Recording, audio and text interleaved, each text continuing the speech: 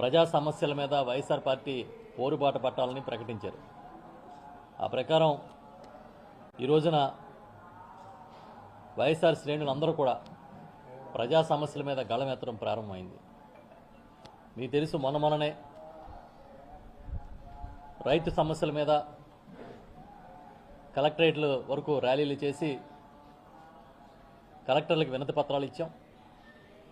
మళ్ళీ ఈరోజు వైఎస్ఆర్సీపీ పోరుబాట పేరుతో విద్యుత్ బిల్లుల బాధుడి పైన, విద్యుత్ ఛార్జీల పెంపు పైన ర్యాలీలు నిర్వహించి విద్యుత్ అధికారులకి వినతి పత్రాలు ఇవ్వడం జరిగింది. మళ్ళీ రేపు 3వ తేదీన ఫీజు రియంబర్స్మెంట్ చేపట్టకపోవడం మీద ఆందోళన కార్యక్రమం కూడా చేయబోతా ఉన్నాం. ఈ కార్యక్రమాలని కూడా ఇంతకు ముందే ప్రకటించారు. ఆ షెడ్యూల్ ప్రకారం చేస్తూ ఉన్నాం. అయితే నిన్న సడన్గా భారత మాజీ ప్రధాని, దార్శనికుడు, ఆర్థిక నిపుణుడు డాక్టర్ మన్మోహన్ సింగ్ గారు పరమపదించడం చాలా బాధాకరమైన విషయం. ఈరోజు ఆంధ్రప్రదేశ్లో 175 నియోజకవర్గాల్లో కూడా వైఎస్ఆర్ పార్టీ నాయకులు, శ్రేణులు అందరూ ఘనంగా ఆయనకి నివాళులు అర్పించి ఒక మహానాయకుడిని, ఒక దార్శనికుడిని కోల్పోయిన ఆ బాధని వ్యక్తం చేస్తూ కార్యక్రమాలను నిర్వహించడం జరిగింది. మన్మోహన్ సింగ్ గారు ఈ దేశం ఆర్థిక వ్యవహారాల్లో దశ దిశ నిర్దేశించిన నాయకుడు.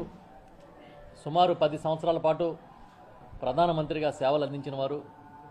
వారి లేని లోటు ఎప్పటికీ తీర్చలేదని వైఎస్ఆర్ పార్టీ భావిస్తూ ఆ కార్యక్రమం పూర్తి చేసిన తర్వాత ఇవాళ వైఎస్ఆర్సీపీ పోరుబాట కార్యక్రమాన్ని కూడా నిర్వహించాం. ప్రజా సమస్యల విషయంలో రాజీ పడే ప్రసక్తే లేదు అనే మా నాయకుడి ఆదేశాల మేరకు ప్రతి కార్యకర్త, ప్రతి నాయకుడు, అన్ని శ్రేణులు ఇవాళ రోడ్ల మీదకు వచ్చి ర్యాలీలు నిర్వహించడం, ర్యాలీలుగా విద్యుత్ కార్యాలయాలకు వెళ్ళి నిరసన తెలిపి వినతి పత్రాలు ఇవ్వడం జరిగింది. 175 అసెంబ్లీ నియోజకవర్గాల్లో అధికారం కోల్పోయిన 7 నెలల కాలంలో మహాప్రదర్శనలు ఇవాళ జరిగాయనడంలో సందేహమే లేదు. దీన్ని బట్టి మీకు అర్థమైంది ఏంటంటే, ఈ రాష్ట్ర ప్రభుత్వం, చంద్రబాబు నాయుడు గారి నాయకత్వంలో ఉన్న ప్రభుత్వం ఎంత ప్రజా ఆగ్రహాన్ని చవిచూస్తుందో అర్థమవుతుంది. చెప్పింది ఒక్కటి కూడా నెరవేర్చకుండా అన్ని అబద్ధాలు, అన్ని అభూత కల్పనలు, ఈ ఎన్నికల్లో గట్టెక్కితే చాలన్నట్టుగా చంద్రబాబు నాయుడు గారు చేసిన హామీలు గాలిలో కొదిలేసి ఈ రోజున కేవలం తమ స్వప్రయోజనాల కోసం ఎజెండాని రూపొందించుకుని ముందుకెళ్తున్న విషయం ప్రజలు గమనించారని చెప్తున్నాం. ప్రధానంగా మనం కరెంటు ముట్టుకుంటే షాక్ కొడుతుంది. కానీ 2024 ఎన్నికల్లో ప్రజలు చంద్రబాబును ముట్టుకున్నారు, చాలా గట్టిగా షాక్ కొట్టింది. ఒక్కసారి కాదు, ఆయన ప్రతిరోజు షాక్ ఇస్తూనే ఉన్నాడు గత 7 నెలల కాలంగా. ఏ స్థాయికి షాకులు తగులుతున్నాయంటే, ఏ ఒక్క వర్గాన్ని వదిలిపెట్టకుండా ప్రతి ఒక్కరిని షాకుల మీద షాకులకు గురి చేస్తూ ఉన్నాడు. రైతులకి రైతు భరోసా ఇస్తాను, 13,500 కాదు, పెట్టుబడి సాయం 20,000 ఇస్తానని చెప్పిన చంద్రబాబు నాయుడు గారు ఇవాళ వరకు అలాంటి ఒక హామీ తాను ఇచ్చాననే విషయం ఆయనకు గుర్తులేదు. ఆ విధంగా రైతులకి షాక్ ఇచ్చాడు. మహిళలకి 18 ఏళ్ళు నిండితే 1,500 రూపాయలు అకౌంట్లో వేస్తానని చెప్పి ఇవాళ వరకు దాన్ని ఊసే ఎత్తకుండా షాక్ ఇచ్చారు. విద్యార్థులు, ఆ రోజుల్లో రాజశేఖర రెడ్డి గారు రూపొందించిన గొప్ప పథకం ఫీజు రియంబర్స్మెంట్, ఎన్నో లక్షల పేద కుటుంబాల్లో వెలుగులు నింపిన పథకం, ఇవాళ వరకు ఫీజు రియంబర్స్మెంట్కి సంబంధించి డబ్బులు ఇవ్వకుండా విద్యార్థులకు షాక్ ఇచ్చారు.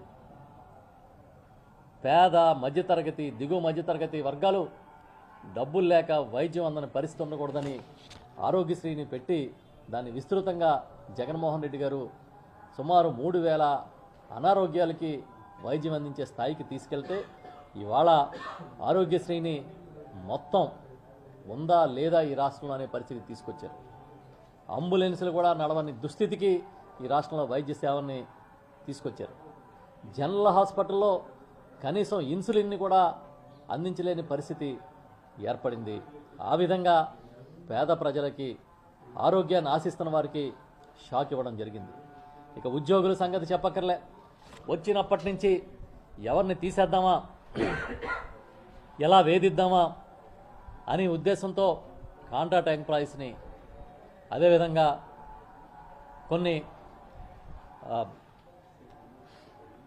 కొన్ని వర్గాలు ప్రధానంగా తాత్కాలిక ఉద్యోగుల్ని తొలగిస్తూ వారికి షాక్ ఇచ్చారు. వారితో పాటు ఈ రోజున ముందే చెప్పినట్టుగా మహిళలకి షాక్ ఇచ్చారు. ఒక రకంగా చెప్పాలంటే చంద్రబాబు నాయుడు గారు షాకుల మీద షాకులు ఇస్తూనే ఉన్నారు. ఆయన సూపర్ 6 అని చెప్పి సూపర్ 6 కాదు సూపర్ షాక్స్ అన్నట్టుగా ఇవాళ ఈ ప్రభుత్వం నడుపుతూ ఉన్నాడు. కానీ ఆయనకున్న ఒకే ఒక్క అదృష్టం, ఏకైక అదృష్టం, ఆయన్ని మద్దతిచ్చి భుజాల మీద ఎత్తుకు మోసి నువ్వు తప్పు చేస్తున్నావని కూడా చెప్పకుండా చప్పట్లు కొట్టే సొంత మీడియా ఉండడమే ఆయన అదృష్టం. ఈ తప్పు చేస్తా ఉన్నారు అనడానికే లేదు. ఆహా ఓహో అని ఆయనకి భుజకీర్తులు తగిలిచ్చి ఒక రకంగా చెప్పాలంటే అతిగారాభం చేసిన పెద్దల్లాగా ఈ మీడియా అంతా కూడా ఆయన ద్వారా ఈ రాష్ట్రాన్ని నాశనం చేసే పరిస్థితి ఉంది. ఉచిత ఇసుక అన్నారు. ఇసుకలో పేరులో ఉచితమే తప్ప గతానికన్నా కనీసం ఒక ట్రక్కుకి, ఒక లారీకి 10,000 రూపాయలు అదనంగా ఇవాళ ఇసుకని ఈ రాష్ట్రంలో తీసుకున్న పరిస్థితి. ఇలా చూసుకుంటే సూపర్ 6 కాదు సూపర్ షాక్స్ అని మరొకసారి నిరూపించిన విధంగా ముందుకెళ్తా ఉన్నారు. ఈయన షాక్స్కి ఎవ్వరూ మినహాయింపు కాదు. మద్యం ప్రియులకు కూడా సూపర్ షాక్ ఇచ్చాడు ఈయన. వాళ్ళు ఏమనుకున్నారంటే ఈయన వస్తే బ్రహ్మాండంగా ధరలు తగ్గిపోతాయి, అన్ని బ్రాండ్లు అందుబాటులోకి వచ్చేస్తాయి, ఇంకా అసలు మాకు స్వర్గంలా ఉంటుందని భావించారు. మద్యం ప్రియులకే కాదు వ్యాపారులు కూడా షాక్ ఇచ్చాడు ఆయన. ఎవడు ముట్టుకుంటే వాడికి షాక్ తగులుతుంది, ఎవరు నమ్మితే వాళ్ళకి షాక్ తగులుతుంది చంద్రబాబు నాయుడు గారిని. ఆ విధంగా పరిపాలన కొనసాగుతున్న పరిస్థితులు ఉన్నాయి. ఈరోజు వైఎస్ఆర్సీపీ పోరుబాట పేరుతో మేము చేసిన విద్యుత్ ఆందోళనలు చూసుకున్నప్పుడు 175 నియోజకవర్గాల్లోని ఇటు ఉత్తరాంధ్ర మొదలుకొని అటు రాయలసీమ వరకు ఏ ఒక్క నియోజకవర్గంలో కూడా జరగలేదనకుండా అన్ని నియోజకవర్గాల్లోని వేలాది మందితో ఈరోజు ప్రదర్శనలు జరిగాయి, ర్యాలీలు జరిగాయి. ర్యాలీలుగా వెళ్ళి విజ్ఞాపన పత్రాలు అందించాం. ప్రధానంగా 3 డిమాండ్లను చేశాం మేము. ఒకటి, మీరు రావడమే ఈ 7 నెలల కాలంలో, అంటే వచ్చిన 6 నెలలకే సుమారు 15,485 కోట్ల రూపాయలు అదనపు భారాన్ని విద్యుత్ బిల్లులు, ట్రూ అప్ ఛార్జెస్ పేరిట వినియోగదారుల మీద వేసి పెద్ద ఎత్తున షాక్ కొట్టిస్తా ఉన్నారు. తక్షణమే దీన్ని ఉపసంహరించుకోవాలని చెప్పి ప్రధానమైన డిమాండ్ చేశాం. ఎందుకంటే ఈయన ఎన్నికల ముందు ఏ సభకెళ్ళినా, పెద్దాపురం దగ్గర మొదలెట్టి పులివెందుల దాకా ఏ సభలోకి వెళ్ళినా, మహానాడు మొదలుపెట్టి రోడ్డు మీద షో చేసిన దాకా ఎక్కడికి వెళ్ళినా ఒకటే చెప్పేవాడు, నేను వస్తే విద్యుత్ ఛార్జీలను తగ్గిస్తాను, జగన్మోహన్ రెడ్డి గారు విద్యుత్ ఛార్జీలను పెంచేస్తే నేను రాబోతా ఉన్నాను, నేను తగ్గిస్తాను, నాకు బోళ్ళంతా నాలెడ్జ్ ఉంది, అనుభవం ఉందని చెప్పి ఒక్కటే ప్రచారం, ఒక దంపుడు ప్రచారం కొట్టి ఆ విషయం మర్చిపోయి వెంటనే ప్లేట్ ఫిరాయించి సుమారు 6 నెలల కాలంలో 15,485 కోట్లు ముక్కు పిండి వసూలు చేయడానికి సిద్ధమవుతా ఉన్నారు. ఒక్క నెలలోనే ఇవాళ చూసుకుంటే ఒక్క నెలలోనే ఇంచుమించుగా 6,000 కోట్లు పైచిలుకు వసూలు చేసే కార్యక్రమం జరుగుతూ ఉంది. ఇదేంటని అడిగితే ఈ తప్పులన్నీ జగన్మోహన్ రెడ్డి గారు అని చెప్తారు. ఇంకా జగన్నామ స్మరణతో ఎంతకాలం గడుపుతారు మీరు అని అడుగుతున్నాను నేను. ఎంతకాలం మీ చేసిన ఏ తప్పునైనా సరే జగన్ గారి మీద తోసేసి మీరు పబ్బం గడుపుకోవాలనుకుంటున్నారని మిమ్మల్ని సూటిగా ప్రశ్నిస్తున్నాం. మీరు ఏది అడగండి, జగన్ జగన్ జగన్ అని మంత్రం జపిస్తూ ఉన్నారు. ఎంతకాలం ఇలా జగన్ గారి పేరు తప్పించుకోగలుగుతారు? అయిపోయింది, మీ హనీమూన్ పీరియడ్ అయిపోయింది. మిమ్మల్ని మీరు నిందించుకోవాలి తప్ప వేరే ఒకళ్ళు నిందించుకునే పరిస్థితి లేదనే విషయాన్ని ఈ సందర్భంగా గుర్తు చేస్తూ ఉన్నా. మీకు ఎదటి వాళ్ళని తిట్టే మార్గాలన్నీ మూసిపోయినాయి. పచ్చి అబద్ధాలని మేనిఫెస్టో రూపంలో ఇచ్చి ఇవాళ మీ మేనిఫెస్టోని మీరే నమ్మని పరిస్థితికి ప్రభుత్వాన్ని నడుపుతున్న విషయమైనా మీకు గుర్తుందా అని నేను అడుగుతా ఉన్నా. ఈ విద్యుత్ ఛార్జీల పేరిట ఈ ఆందోళనలు జరుగుతూ ఉంటే ఒక పక్క కార్యకర్తలకి బెదిరింపులు, నాయకులకి బెదిరింపులు, చాలా చోట్ల ఈ కార్యక్రమాలకు వెళ్ళొద్దు, వెళ్తే మీ ఇళ్ళకి ఫీజులు తీసేస్తాం, మీ మీద కేసులు వస్తాయి, ఈ విధంగా బెదిరిస్తూ ఉన్నారు. ఎంత దుర్మార్గంగా బెదిరిస్తూ ఉన్నారంటే చాలా చోట్ల పోలీస్ అధికారులే నాయకుల్ని పిలిపించుకున్న సంఘటనలు ఈ రాష్ట్రంలో జరిగిన విషయాన్ని కూడా మీ దృష్టికి తీసుకొస్తా ఉన్నాం. అందుకే మేము చెప్తా ఉన్నాం, మీరు ఎన్ని చేసినా మేమైతే ప్రజా పోరుబాటను విడవం.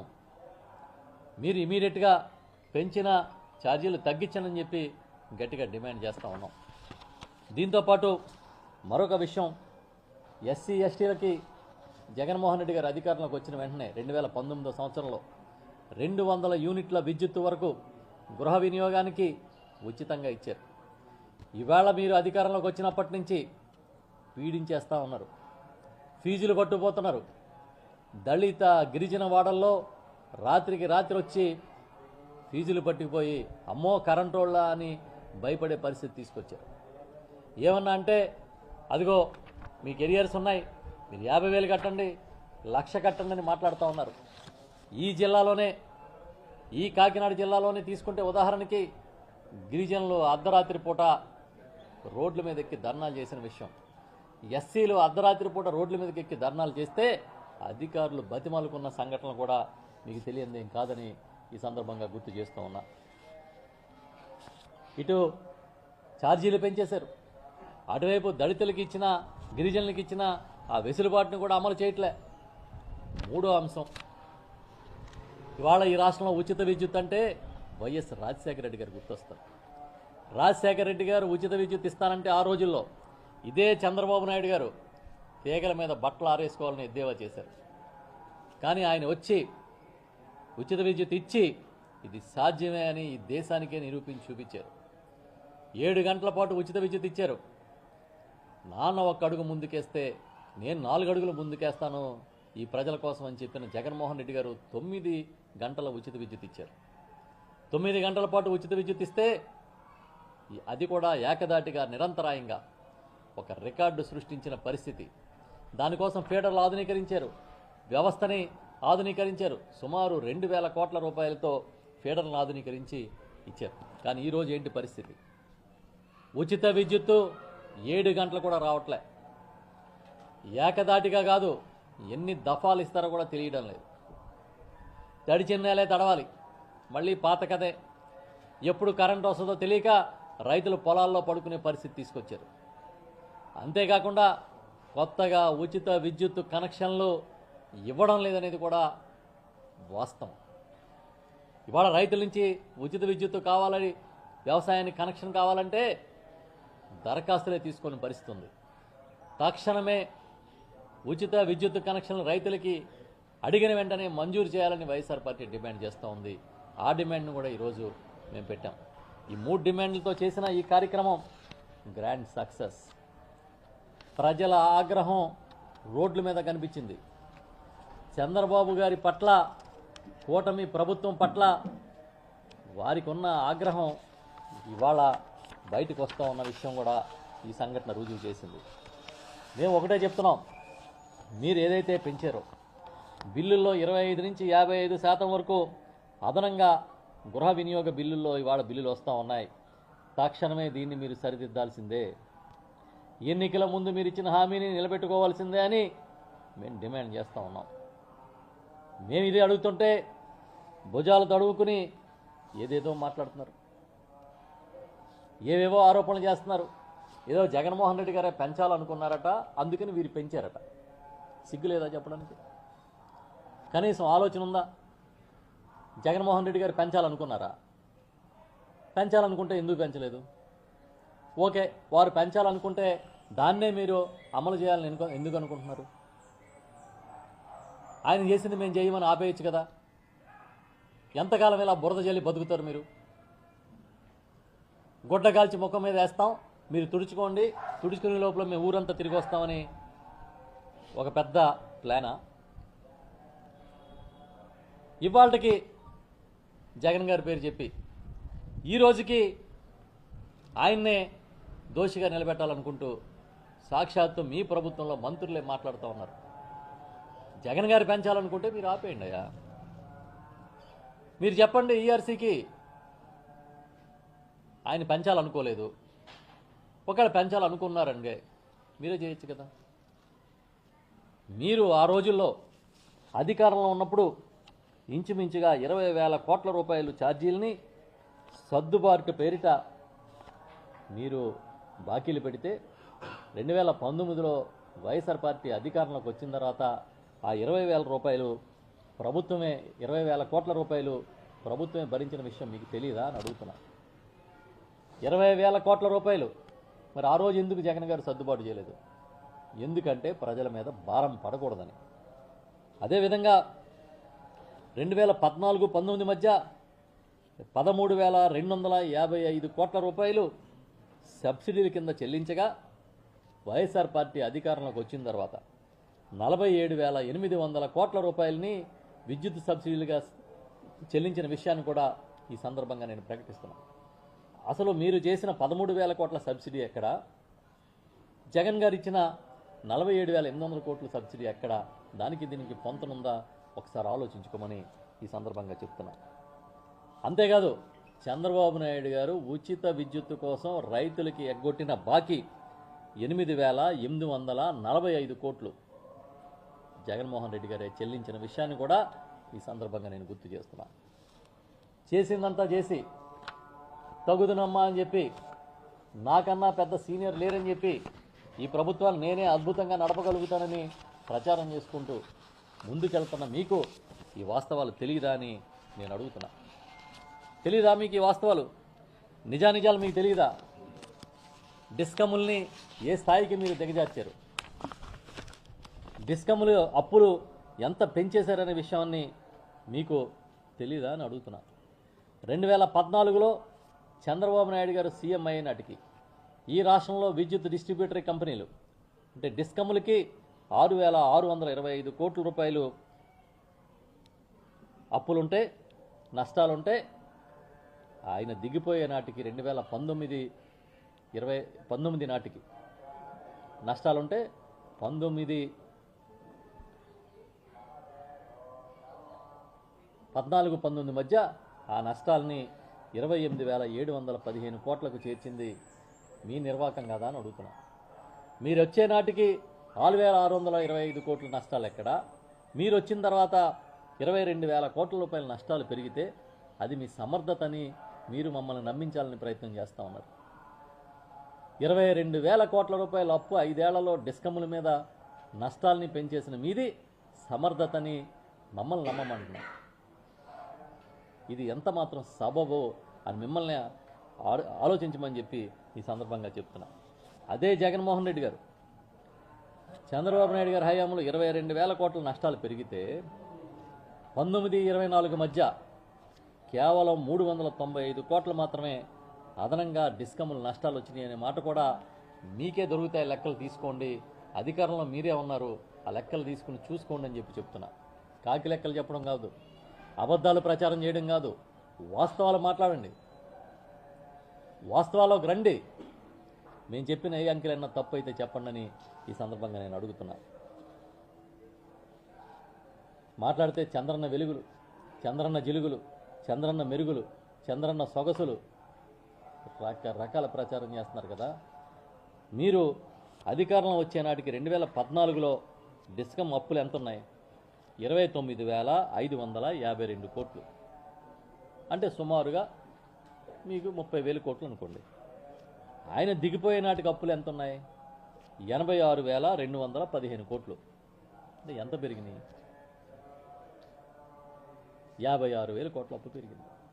ఇంచుమించుగా 56,664 56,664 కోట్ల అప్పు పెరిగింది. ఇది చెప్పండి, మీరు చెప్పండి, ఎవరిది సమర్థత?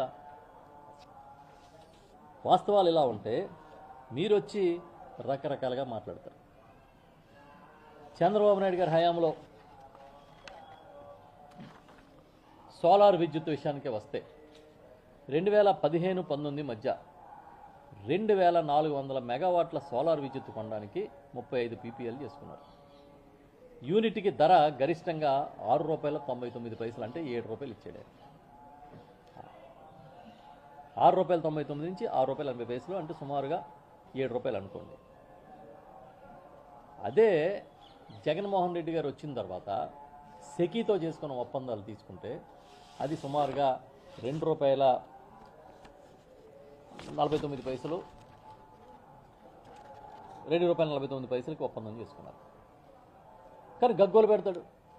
₹6.80 అంటే దాదాపు ₹7 ఎక్కడ, ఈ 2.5 ఎక్కడ?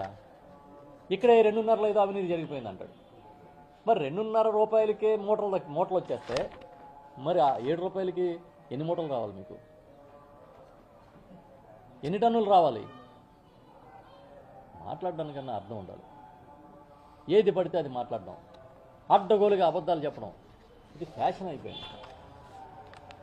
ఇవాళ మేము చెప్తున్నాం, మేము ఏదైతే ఈరోజు ఈ పోరుబాట నిర్వహించామో రాష్ట్ర వ్యాప్తంగా ప్రజల మనోభావం ఏంటో మీకు అర్థమైందని అనుకుంటున్నాం. జగన్మోహన్ రెడ్డి గారి నాయకత్వంలో బలమైన ప్రతిపక్షంగా ప్రజావాణిని వినిపించాం.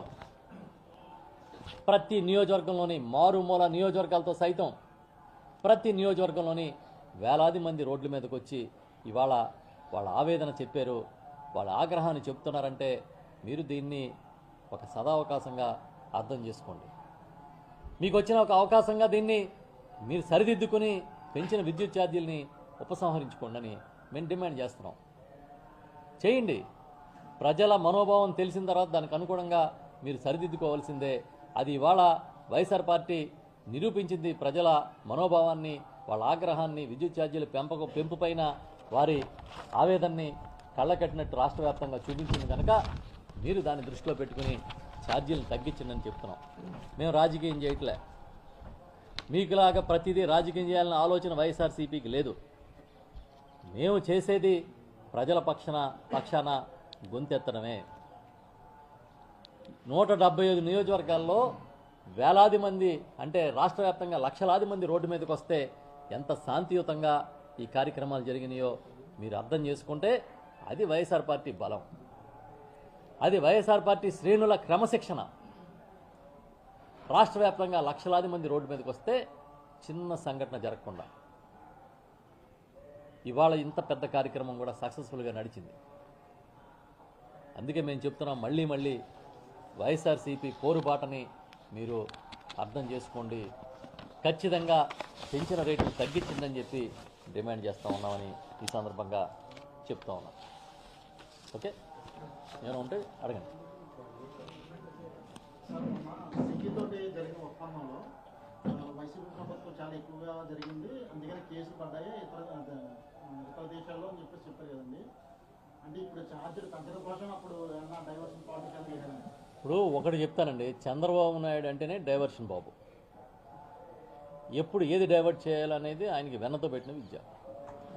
అసలు ఒప్పందం ఎవరితో చేసుకున్నాం? సెకీతో. సెకీ ఏంటి? కేంద్ర ప్రభుత్వ రంగ సంస్థ. అంటే ఒక కేంద్ర ప్రభుత్వం రాష్ట్ర ప్రభుత్వానికి ఇది అవినీతి చేయడానికి లంచాలు ఇస్తుందా? చెప్పండి, మీరు చెప్పండి. కేంద్ర ప్రభుత్వం రాష్ట్ర ప్రభుత్వం ఒప్పందం చేసుకోవడానికి లంచాలు ఇచ్చిందని చంద్రబాబు నాయుడు చెప్తే నిరూపించమనండి. ఇంతకుముందే నేను చెప్పా, మీరేమో ₹6.80కి ₹7కి కొంటారు, ఒప్పందాలు చేసుకుంటారు. అదే జగన్మోహన్ రెడ్డి గారు వచ్చి దేశంలో ఎక్కడా లేని విధంగా ఏ రాష్ట్రంలో లేనంత తక్కువ ధరకి విద్యుత్ కొంటే ₹2.49 యూనిట్ ఒప్పందం చేసుకుంటే అందులో అవినీతి జరిగిందంటారు. ఎవడు చెప్పాడు? జగన్మోహన్ రెడ్డి గారికి ముడుపులు అందినాయనో లేకపోతే అవినీతి జరిగిందనో ఎవరు చెప్పారు? అమెరికా చెప్పిందా? ఎవరు చెప్పలేదే. ఎవరో అదానీతో జరిగిన ఒప్పందాలని మాట్లాడుతూ ఉంటే దాన్ని తీసుకొచ్చి మోకాలకి బోడిగుండికి ముడేసినట్టుగా జగన్మోహన్ రెడ్డి గారికి ముడేస్తారు. రాసిందే రాసి ఓదరగొట్టి ప్రజల్లోకి దాన్ని తీసుకెళ్లాలని ప్రయత్నం చేస్తారు. ఇవాళ ఏమైంది? మా నాయకుడు జగన్మోహన్ రెడ్డి గారు పరువు నష్టం దావా వేశారు. సుప్రీంకోర్టులో నడుస్తుంది. ఈ పత్రికల మీద అబద్ధాలు వండి వార్చిన పత్రికల మీద పరువు నష్టం దావా వేశారు. ఎంత గట్స్ ఉంటాయి పరువు నష్టం దావా వేశారంటే? అంటే మీరు అబద్ధాలు చెప్పి అబద్ధాలు వల్లించి అక్కడ ఏది జరగకపోయినా జరిగినట్టుగా నమ్మించాలని ప్రయత్నం చేయడం ఇది కరెక్టా అని అడుగుతున్నాం. నేను ఒక ఉదాహరణ చెప్తా. మనం హెరిటేజ్ నుంచి పాలు కొనుక్కుందామని ఒప్పందం చేసుకుంటాం. ఒక 100 ప్యాకెట్ల పాలు రోజు మాకు హెరిటేజ్ నుంచి సప్లై చేయండి అని ఒక ఒప్పందం చేసుకుంటాం. ఒప్పందం ఎవరికి? హెరిటేజ్కి, మనకి. ఏదో ప్యాకెట్ 100 రూపాయలు కొంటాం అని ఈ నాణ్యత ఉండాలని మాట్లాడుకుంటాం. హెరిటేజ్ ఏం చేస్తుంది? రైతుల నుంచి సేకరిస్తుంది. రైతుకి వినియోగదారుడికి ఇక్కడ ఏమన్నా సంబంధం ఉందా? మీరు ఏ రేటు కొంటే మాకెందుకు? మాకు మీరు ప్యాకెట్ 100 రూపాయలకు అమ్ముతానన్నారదే మాకు కావాలి. అది కూడా ఏ నాణ్యతతో మీరు ఇస్తానన్నదే మాకు కావాలి. ఇక్కడ హెరిటేజ్ అంటే సెకి, హెరిటేజ్ కాకపోతే ఇంకొక డైరీ సెకి. వినియోగదారుడు ఆంధ్రప్రదేశ్ ప్రభుత్వం. ఎక్కడ మీరు అదాని నుంచి కొంటే మాకెందుకు? అమెరికా నుంచి కొంటే మాకెందుకు? మాకు కావాల్సిందేంటి? నాణ్యమైన విద్యుత్తు మేము చెప్పిన రేటుకి మాకు కావాలి. ఇదిగో ఈ క్వాంటిటీ, ఈ రేట్లో, ఇంత నాణ్యతతో కావాలి. వీలింగ్ ఛార్జెస్ ఉండకూడదు. ఇంటర్స్టేట్ దాన్ని ట్రాన్స్మిషన్ ఛార్జెస్ ఉండకూడదు. ఇవన్నీ ఒప్పందంలో భాగం. వీటన్నిటిని వదిలేసి ఏదో జరిగిపోయిందని మాట్లాడడం అనేది ఎంతవరకు సమంజసం? నిద్ర నటించేవాడిని లేపలేము, తెలిసి అబద్ధాలు ఆడేవాడిని మార్చలేం. అని తెలియక చెప్పట్లే ఇవన్నీ అబద్ధాలు. జగన్మోహన్ రెడ్డి గారిని ఇరుకుని పెడదామని వైఎస్ఆర్ పార్టీని అపప్రద పాలు చేద్దాం, అబాసు పాలు చేద్దామని మాట్లాడుతున్నారు. వారు తెలియక మాట్లాడారనుకోండి, రాంగ్ ఇన్ఫర్మేషన్తో మాట్లాడాడని మనం అనుకుంటాం, దాన్ని సరిచేస్తాం. అలా కాదే ఈ ప్రభుత్వం జగన్మోహన్ రెడ్డి గారి పేరు చెబితే ఇవాళ కూడా ఉలికిలికి పడుతుంది. ఆయన శక్తి ఏంటో వాళ్ళకి తెలుసు, వైఎస్ఆర్ పార్టీ బలం ఏంటో వాళ్ళకి తెలుసు. అందుకే ఏ చిన్న అవకాశాన్ని వదులుకోకుండా పచ్చిగా వండి వార్చి ఆ బురదని వాళ్ళ మీదకి వెయ్యాలని చెప్పి ట్రై చేస్తూ ఉన్నారు. అందుకే మేము చెప్తున్నాం, బాబు సూపర్ 6 కాదు, ఈ 6 నెలల కాలంలో సూపర్ షాక్స్ ఇచ్చారు. ఈ జనానికి అర్థమైపోయింది. మీరు ఇచ్చిన సూపర్ షాక్స్ అన్నీ జనాలకు అర్థమైపోయింది బాబు అని మేము చంద్రబాబు నాయుడు గారికి చెప్తా ఉన్నాం.